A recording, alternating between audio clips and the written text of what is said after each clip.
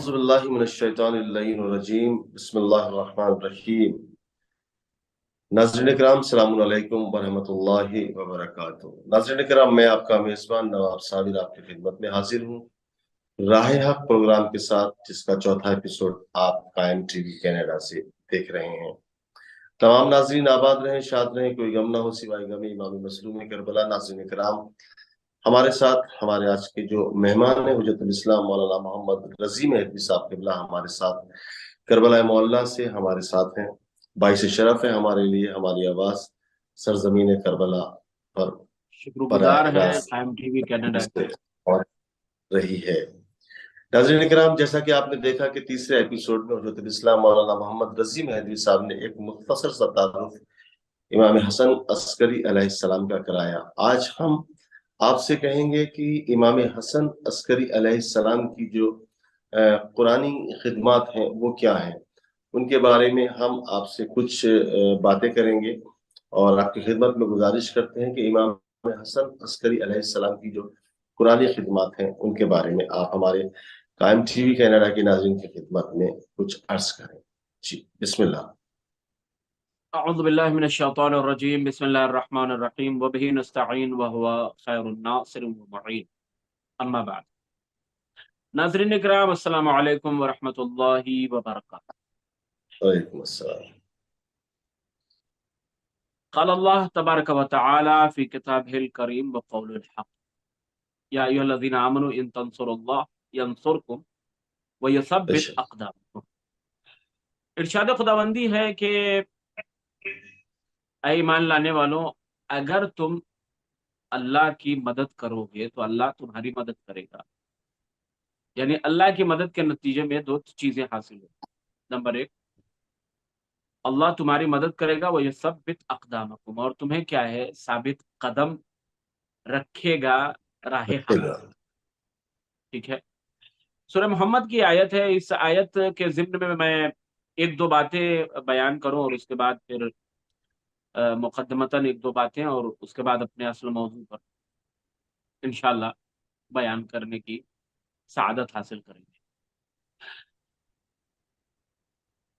سوال یہ پیدا ہوتا ہے کہ اللہ کی مدد کی کیسے جائے؟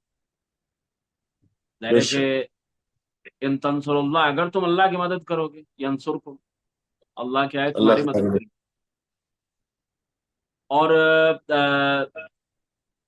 وَيُثَبِّتْ أَقْدَامَكُمْ، اور تمہیں کیا ہے، ثابت قدم رکھے گا۔ اگر تم مدد کرو گے تو یہ اللہ کی مدد کی کیسے جا سکتی؟ مدد اللہ تو خود زمین پر آتا نہیں، خود زمین پر آ نہیں سکتا، وہ تو ہر جگہ موجود ہے، وہ جسم و جسمانیت سے تو مبرہ ہے، تو ظاہر مدد کیسے کی جائے، یہ بہت بڑا سوال ہے کہ اللہ کی مدد کیسے کی جائے۔ یا مثلا قرآن کریم میں ہے من یقرض اللہ قرضا حسنا، جو اللہ کو قرض حسنا اللہ کو کیسے دے گا انسان؟ تو اب اس سوال کا جواب میں ایک مختصر سی بات میں آپ کی خدمت پہ عرض کر دوں ناظرین کرام، وہ یہ کہ دیکھا جائے کہ وہ کون کون سی چیزیں ہیں جو انسان کو اللہ سے جوڑتی ہے۔ مثلا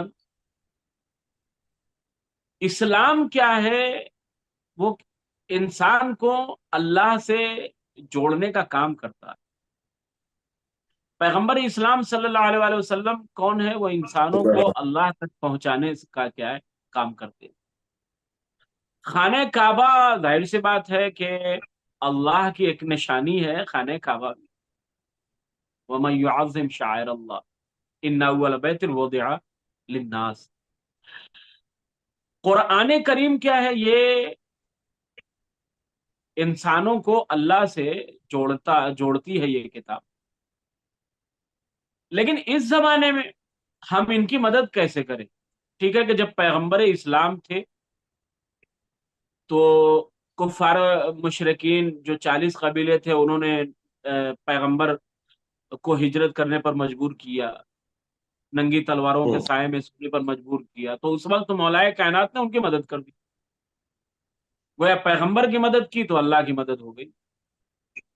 آج تو پھر نہیں ہو سکتا، ظاہر سی بات ہے پیغمبر نہیں ہے. اگر پیغمبر جب پیغمبر نہیں ہیں اور تو وہ واقعہ یعنی ان کی جان کو کوئی خطرہ نہیں ہے. اسی طریقے سے اسلام کو مٹانے والے کتنے ہیں، اسلام کو واقعی کتنا خطرہ ہے، سوال یہ ہو سکتا ہے.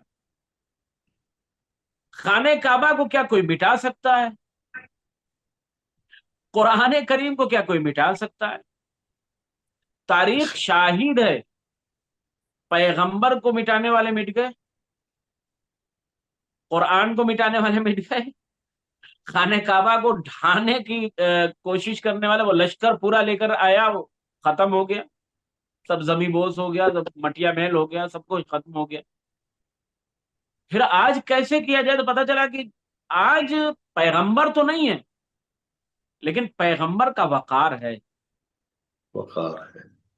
پیغمبر بالکل ظاہری حیات نہیں ہے ان کے پاس، پیغمبر کی شریعت ہے.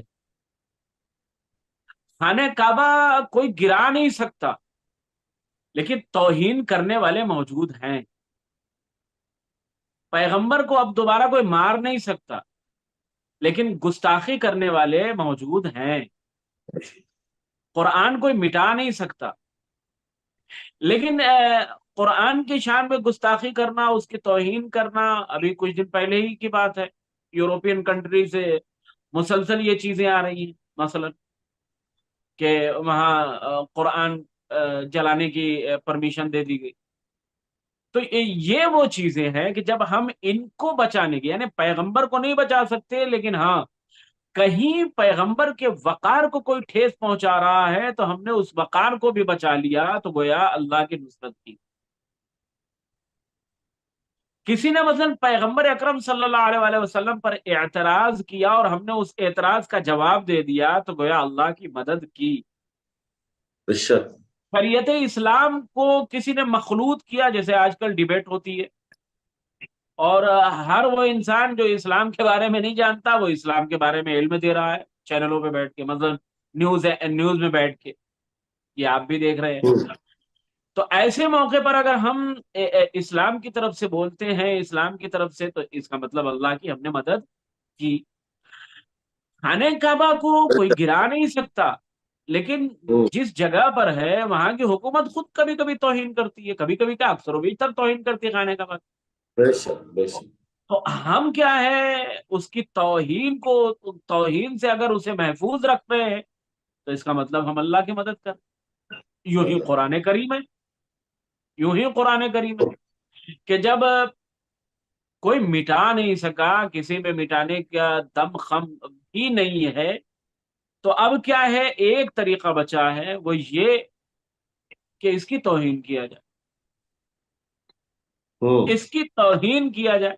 لہذا کیا ہے اس کی توہین کرنے کے لیے تاریخ شاہد ہے. دیکھیں پہلی بار جب قرآن جلایا گیا تو وہ آپ بھی جانتے ہیں حضرت ثالث کے زمانے میں، اور خود ان کے حکم پہ جلایا گیا.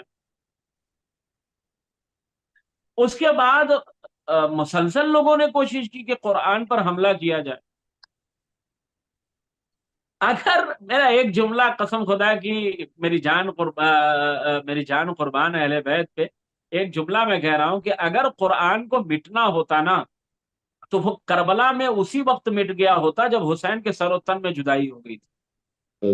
لیکن حسین نے نوکے نیزہ پر تلاوت کر کے بتایا کہ قرآن تم جلا تو سکتے ہو لیکن مٹا نہیں سکتے.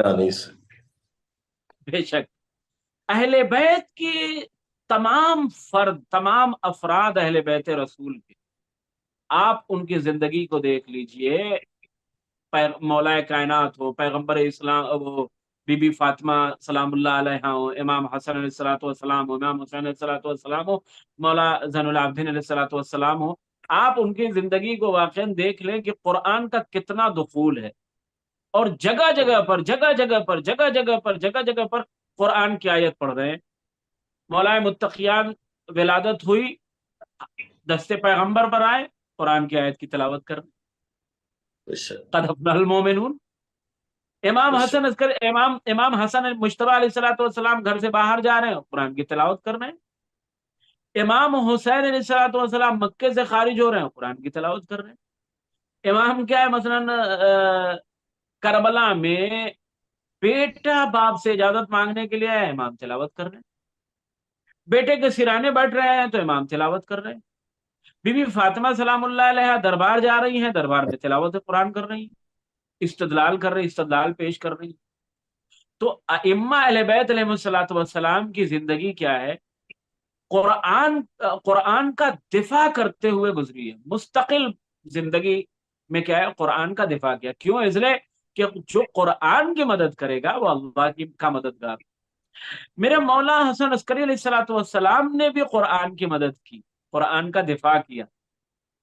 ابھی ہم نے اس سے پہلے کے ایپیسوڈ میں آپ کو بتایا اس فلسفی کا واقعہ، جہاں کیا ہے امام نے قرآن کو محفوظ کیا۔ کس طریقے سے امام نے محفوظ کیا کہ بھائی تم جو چیز لکھ رہے ہو وہ ریئل میں وہ چیز موجود ہی نہیں ہے، اور تم اسے لکھنے کی کوشش کر رہے ہو، لہذا اس سے باز آ جاؤ۔ تو ایک ایسا شبہ جو قرآن کے حوالے سے پیدا ہو سکتا تھا، پیدا ہوا اس کے ذہن میں، اسحاق کندی کے ذہن میں، تو امام نے کیا ہے اسے دور کر دیا، امام حسن عسکری علیہ الصلوۃ والسلام۔ اس کے علاوہ بھی اور واقعات ہمیں اور آپ کو دیکھنے کو مل جاتے ہیں، جہاں امام کیا ہے مرحلہ بمرحلہ مرحلہ بمرحلہ مرحلہ بمرحلہ قرآن کی آیت بیان کر رہے ہیں، قرآن کی آیت پڑھ رہے ہیں۔ کوئی سوال کر سکتا ہے مولا آپ قرآن کی آیت کیوں پڑھ رہے ہیں؟ اب ایک تفسیر بھی منسوب ہے، تفسیر قرآن منسوب بے امام حسن عسکری علیہ الصلوۃ والسلام، ایک مختصر سی ایک جلد میں تقریباً تفسیر ہے جو امام کی طرف منسوب ہے۔ تو بے شک۔ امام نے قرآن پر بہترین قرآن کی خدمت انجام دی ہے، اسی طریقے سے جس طریقے سے ان کے جد اعلیٰ علی ابن ابی طالب علیہ الصلوۃ والسلام، امام حسن، امام حسین علیہ الصلوۃ والسلام اور دیگر ائمہ علیہ الصلوۃ والسلام نے قرآن کی مدد کی، قرآن کی خدمت کی ہے، اسی طریقے سے امام حسن عسکری علیہ الصلوۃ والسلام نے بھی قرآن کی اہم ترین خدمات کو انجام دیا۔ جزاک اللہ خیر۔ ناظرین کرام، حجت اسلام مولانا محمد رضی مہدوی صاحب اپنے خوبصورت، اپنے رونق افروز بیان میں قرآن مجید سے جڑی ہوئی کچھ باتیں جو اہل بیت اطہار نے قرآن شریف کی خدمات کی، اور آپ نے اپنے بیان میں یہ بھی بتایا کہ اللہ کہتا ہے کہ میری مدد کرو میں آپ کی مدد کروں گا، اس کا طریقہ بھی آپ نے پیش کیا۔ ناظرین کرام، یہ ہمارا 4واں ایپیسوڈ تھا۔ انشاءاللہ العزیز ہم 5واں ایپیسوڈ لے کر آپ کی خدمت میں پھر حاضر ہوں گے۔ نواب صاحب تب تک آپ سے اجازت چاہتا ہے۔ سلامت رہیں، آباد رہیں، شاد رہیں۔ خدا حافظ۔